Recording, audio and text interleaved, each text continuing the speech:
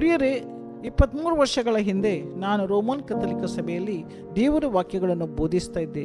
ದೇವರು ಅನೇಕ ಅದ್ಭುತಗಳನ್ನು ಕಾರ್ಯಗಳನ್ನು ಅಲ್ಲಿ ಮಾಡುತ್ತಾ ಇದ್ದರು.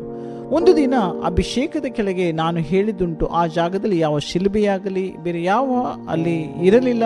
ಆಗ ನಾನು ಹೇಳಿದ್ದು, ನೋಡಿ ಇಲ್ಲಿ ಯಾವ ಶಿಲುಬೆ ಇಲ್ಲ, ಆದರೆ ದೇವರ ಪ್ರಸನ್ನತೆಯನ್ನು ನೋಡಿ ಎಂದು ನಾನು ಹೇಳಿದಾಗ ಮಾರನೇ ದಿನ ನನಗೆ ಅಲ್ಲಿಂದ ಒಂದು ಕರೆ ಬಂತು. ಇದು ನೀನು ಹೇಳಿದ್ದು ಸತ್ಯವೋ? ನಾನು ಹೇಳಿದೆ, ನಿಶ್ಚಯವಾಗಿ ನಾನು ಹೇಳಿದ್ದು ಸತ್ಯ. ಆಗ ನನಗೆ ಎಚ್ಚರಿಕೆ ಮತ್ತು ಬೆದರಿಕೆ ಕೂಡ ಕೊಟ್ಟದ್ದು ಉಂಟು.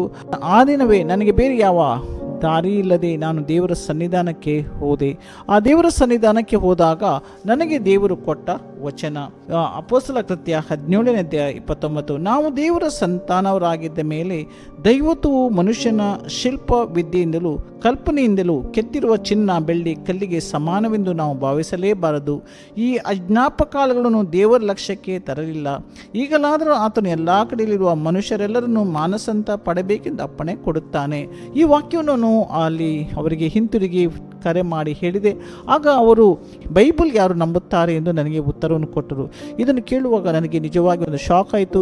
ಯಾಕೆಂದರೆ ನಾವು ಪ್ರತಿದಿನ ಬಲಿದಾನದ ಅವರ ಓದುತ್ತೇವೆ ಮತ್ತು ಹೇಳ್ತೇವೆ, ಇದು ದೇವರ ವಚನ, ಆಮೇನ್ ಅಂತೇವೆ. ಇದು ಹೇಗೆ ಆಗುತ್ತದೆ? ಇದೊಂದು ಪ್ರಶ್ನೆ ನನ್ನಲ್ಲಿ ಹುಕ್ಕಿತು ಮತ್ತು ನಾನು ಬಹಳವಾಗಿ ಯೋಚಿಸಿ ನಾನು ದೇವರ ವಚನಕ್ಕೆ ತಲೆ ಬಾಗಿಸಿ ಹಿರ ಬಂದೆ.